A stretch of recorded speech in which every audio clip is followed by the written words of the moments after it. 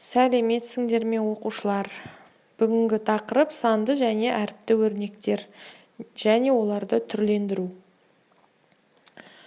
Алдыларымызда x-ті 4 рет қосқан, яғни x қосу x қосу x қосу x. Біз бұл жағдайда қосуды қандай амалмен алмастырамыз?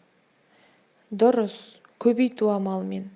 Яғни x-ті 4 рет қосып жазбай, бір ғана санмен, яғни 4-ті көбейту x деп алмастыруға болады.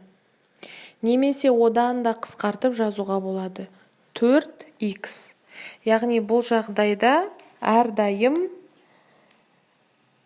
көбейту таңбасы көбінесе жазылмайды. Яғни 4x делінсе, 4x деген 4-ті көбейту x деп түсінеміз. Енді жаңағы мен айтып кеткендей, бүгінгі тақырып санды және әріпті өрнектерді түрлендіру, ықшамдау. Қазір алдыларыңда көріп тұрғандай, біз санды және әріпті өрнектерді түрлендіріп ықшамдаймыз.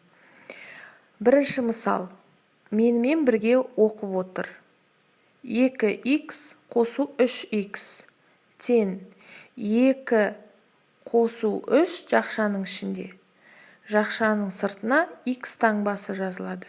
Тең 5x. Келесі екінші мысал. 6a азайту 3a тең жақшаның ішінде 6 азайту 3, жақшаның сыртында a тең 3a. Үшінші мысал.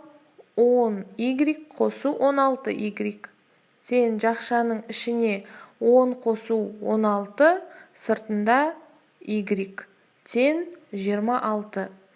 Яғни есеп шығарған кезде осы мысалдарға қарап шығаруға болады. Келесі мұндай жағдай туындаса, яғни 6a қосу 2y осыған ұқсас есептер, әріпті өрнектер кездестіретін болсаң, яғни есіңде болсын. Ешқашан бұл әріпті өрнектерді ықшамдауға болмайды. Себебі неліктен деп ойлайсың? Дұрыс, себебі бұл жерде екі түрлі әріп жазылған. Қазір дәптерді ашып, бүгінгі күнді жаз. Көркем жазуды ұмытпа. Бірінші сен номер 4-ші есепті орындайсың. Номер 4-тің асы және әсі бар. Асын үлгіге қарайсың.